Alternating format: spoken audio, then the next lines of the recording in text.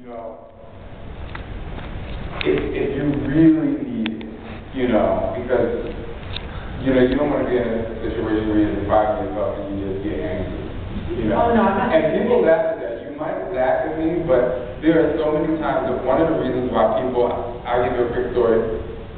There was someone that I was training that was 350 pounds. And, you know, in my first consultation with people, I always ask them, you know, what have you tried before? What are some of the things you've done? What's worked for you in the past? And it would be like, oh, you know, he was like, you know, at one point I lost 50 pounds and I gained it back. You know, and I was like, well, why? What was your diet like? And he told me his diet was extremely healthy. And I was like, well, this doesn't really make sense. But he relapsed. And so one of the things that I asked him to do is I helped him lose 100 pounds. Actually, he helped him lose 110 pounds, actually. His first week, instead of saying you can only eat this, this, and this, I was like, what's your favorite food? He was like, pizza. I can eat pizza every meal. The first week, because that's how he ate. Like, every single one of his meals were just what we need to be unhealthy. So I was like, okay, so for your first week, your lunch is going to be what's the meal that you like, and the rest of your meals we're gonna make healthier. You know, so right there, just by cutting out the other foods, like he's already dropped probably 2,000 or 3,000 calories. He was eating like 8,000 calories a day. You know, so he cut 2,000 or 3,000 calories out of his diet just by me taking this away. But I didn't take everything he liked away. So in the first 3 weeks, he still lost a lot of weight, but he wasn't miserable. You know what I'm saying? So what I did with this is like we slowly started to filter things out, and he still at the end of his 100-pound weight loss, his 110-pound weight loss, was still able to have that pizza because now he had control over his portion.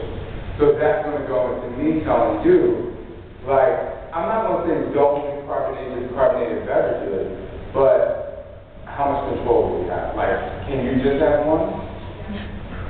You know what I'm saying? That's kind of like, I'm not going to say you not to do anything.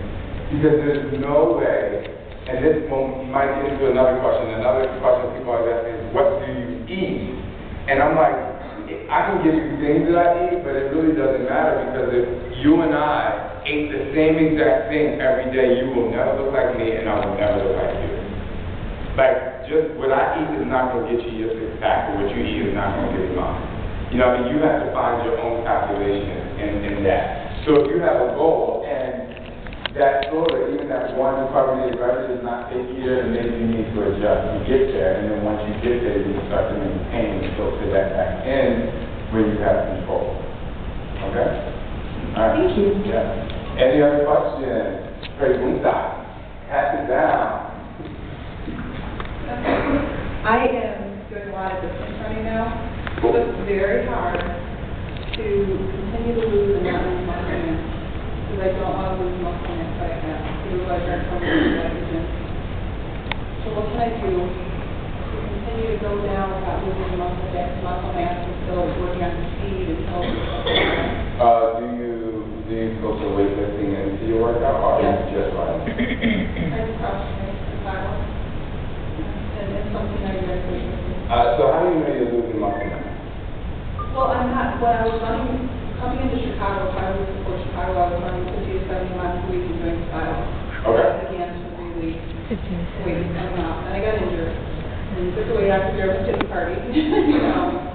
But I'm at the point now where I'm getting over the injury. And as I go back into training, I want to train smart. Another thing is doing skeleton shots.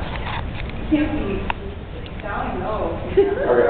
Let me get the one thing at a time. This might be something you already know. However, you were doing way too much. Okay, that's the first thing. You work out. You can. I mean, I'm not telling you what to do because you might be training for something like a marathon, which I only recommend you do that once every 2 years. Some people do it like 3 times a year. Marlon doesn't like you got injured because you were overtraining.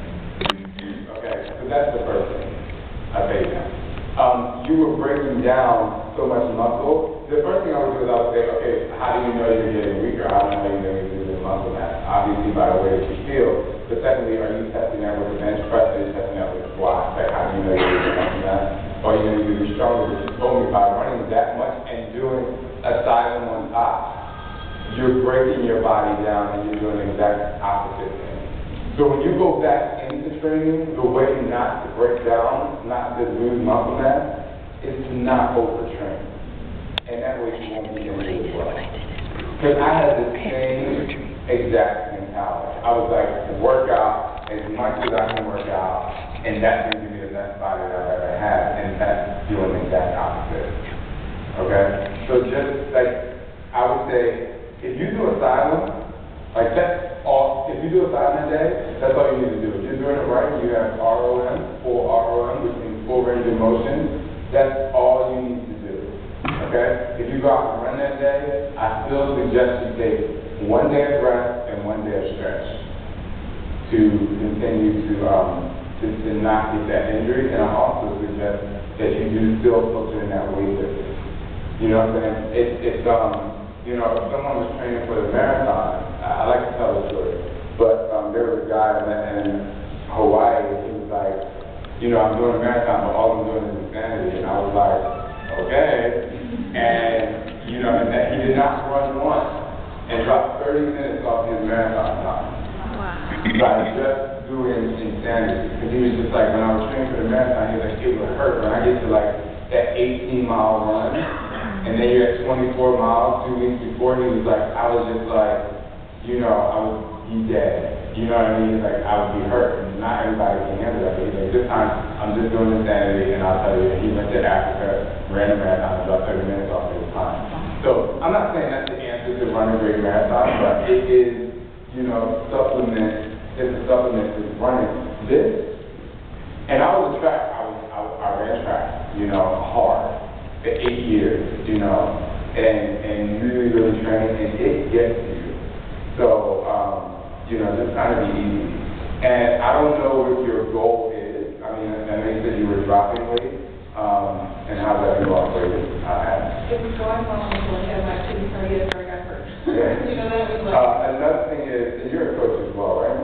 Another thing is, I don't know, who else is a coach in here? There should be a lot. So I don't know how many of you are certified in something, whether it's APSM or NASA or APA, you're an aerobic instructor, but one of the things that you need to realize when you tell someone to start this exercise program is that they are going to you have to tell them to train smart. Like, even if they don't do insanity every day and follow the things, depending on their weight, because depending on how heavy they are, it can injure something. So you have to be really careful with that as well. So even if you're a coach and you help someone train, even if you say, okay, you do the hard workout 3 times a week, and then the other 3 days you're going to do more of a stretching thing, just to slowly work into it, just to not cause you to shock your body too much. Okay? I hope that helps. You did. Okay. Next question. Anybody else over here? Don't be afraid. Hold on, I'll come back to you. I'll pass that. The time's passed.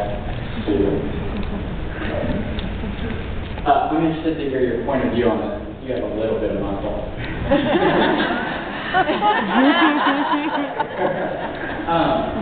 When I started losing weight, I always read that, especially in the bodybuilding world, that you want 1 gram of protein per pound to build muscle.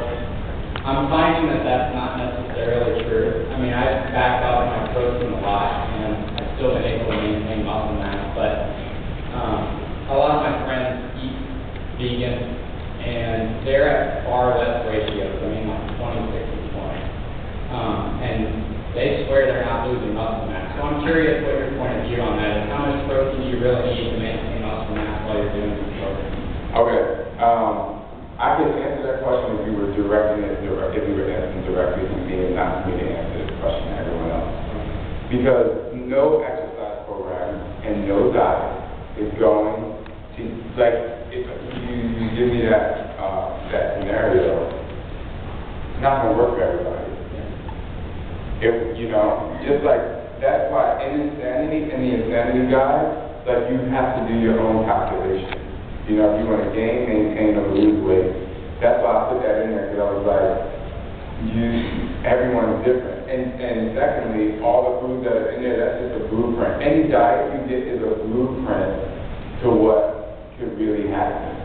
And that's what I was saying before, earlier, when I first started talking about this, you have to find your calculation because, like I said, you know, if we work both on that thing, it's, you know, I might need more protein than you. You know, you kind of have to find it, what's working for you. So I guess my question to you is, what is your goal? Because I can help you get there, but I need to know your particular goal, because we can throw that science out the window for a second. Yeah. So. Well, my personal goal, when I started, I was like 267, and I'm now at 198. I would love to get to, you know, 6% body fat would be awesome. And I think I'm probably 8.5 to 9 right now. And I think my mass is fine. I just want to lose that last bit of, you know, lower belly. Okay. 6% is really low, first of all. You don't want to that. If that's your goal, where you want to take some pictures and look good, that's awesome. Trying to maintain that is going to be really tough. You look good on 8%, but there's a way you can still rip that up and still be at a healthy body fat percentage. Okay. Sorry, I gotta get a little personal with him. What does your diet consist of? Just a quick note. Right now, no dairy. Dairy is completely out. Lean meat, lots of vegetables, no more than 2 fruits a day. Usually, I try to get all my carbs in before 3 or 4 in the afternoon. And then the only carbs after at dinner are